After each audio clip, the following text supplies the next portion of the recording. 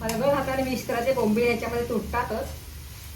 ही आता आपली भाजी रेडी झाली आहे. आज मी शेपूची भाजी ओले बोंबील टाकून बनवणार आहे. तर आपण आता त्यासाठी लागणारं साहित्य बघूया. कांदा, एक कांदा चिरून घेतलाय, ओलं खोबरं, चवीनुसार मीठ, हळद, बोंबील आणि शेपू. तेल गरम झालं आहे, लसूण टाकून घेते मी याच्यामध्ये.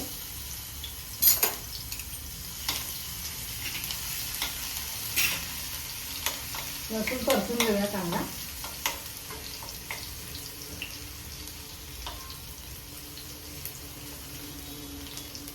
लसूण परतला आहे, ह्याच्यामध्ये आपण कांदा घालून घेऊया.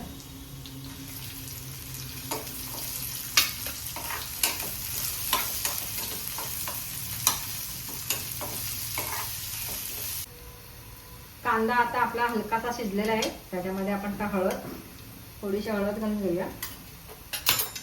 थोडंसंच मीठ, जास्त घालायचं नाही आहे, मीठ थोडं घालायचं आहे.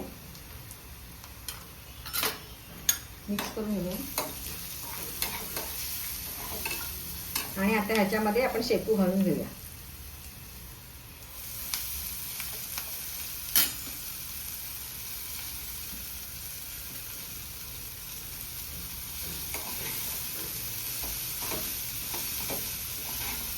शेपू अर्धी शिजून द्यायची, नंतरच आपल्याला याच्यात बोंबील घालायचं आहे.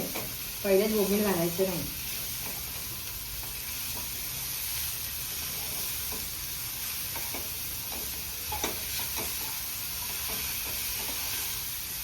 आता ही फळं आपण अशी वाफवर ठेवूया.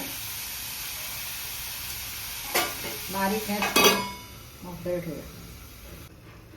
आता आपण भाजी शिजली आहे का बघूया. आता आपली अर्धी भाजी शिजली आहे.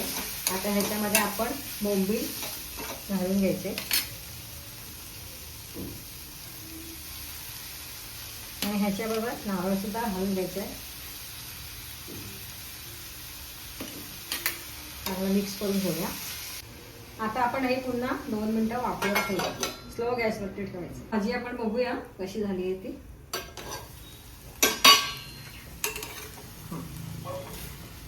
बरोबर हाताने मिक्स करायचे, बोंबील याच्यामध्ये तुटतातच. ही आता आपली भाजी रेडी झाली आहे. ही आपण भाजी भाकरीबरोबर खाऊ शकता.